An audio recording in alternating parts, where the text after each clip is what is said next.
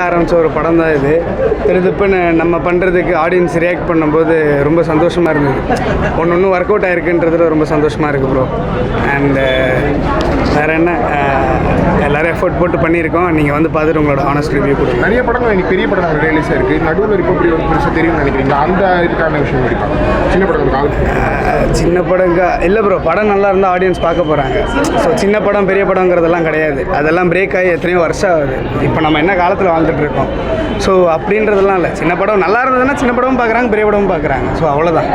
Family audience family audience கண்டிப்பாக பார்க்கலாம். குழந்தைங்க நிறைய பேர் குழந்தைங்க வந்து குட்டீஸ்லாம் வந்து சொல்லிட்டு இருந்தாங்க அவங்களுக்குலாம் ரொம்ப பிடிச்சிருந்ததுண்ணா, நல்லா இருந்ததுண்ணா அப்படின்ட்டு. ஸோ குட்டிங்ஸ் எல்லாம் இருந்தீங்கன்னா கண்டிப்பாக வீட்டில் இருந்து கூட்டிகிட்டு வந்து சாட்டர்டே சண்டே ஃப்ரீயாக இருக்கும்போது குழந்தைங்களை கூப்பிட்டு வந்து காட்டுங்க. தேங்க்யூ. இல்லை எல்லாரும் க்ரௌட் முன்னாடி ரோடு வரணும். ஏன்னா அவங்களுக்கான படம் இன்றைக்கி போகிறாங்க. ஸோ சின்ன படம் பெரிய படங்கிறதெல்லாம் கிடையாது. அதெல்லாம் பிரேக் ஆகி எத்தனையோ வருஷம் ஆகுது.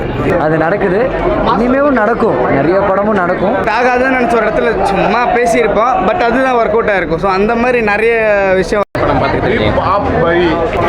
கொஞ்சம் பயமுத்துற மாதிரியும் இருக்கு, ஜாலியாகவும் இருக்கு. அவன் கூத்துப்பட்ட ஆர்டிஸ்டாக தான் இருப்பான்னு நினைக்கிறேன். சூப்பராக நடிச்சிருக்கீங்க சீனி, என் மனமார்ந்த வாழ்த்துக்கள்.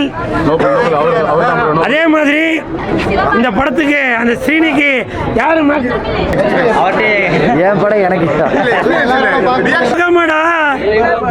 மொட்டத்தல டைரக்டருக்கு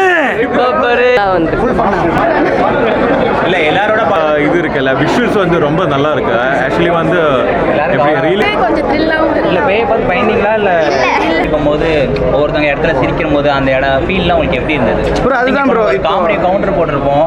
இது நம்ம ஒர்க் அவுட் ஆகுங்கிறத வந்து நம்ம நினைப்போம். பட் ஆனால் தேட்டருக்குள்ள நம்ம பார்க்கும்போது ஒரு வைப். அதாவது ஒரு சில இடத்துல ஒர்க் அவுட் ஆகும் நம்ம போடுவோம், ஒரு சில இடத்துல ஒர்க் அவுட் ஆகாது.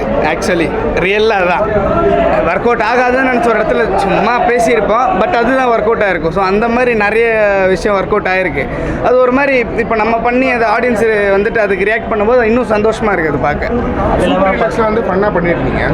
அந்த ஜானர்லேயே கண்டினியூ பண்ணணும்னு நினைக்கிறீங்களா? ஏன்னா சூப்பர் ஹீரோஸ் பயங்கரமான ஒரு ஃபேம் இருக்குது.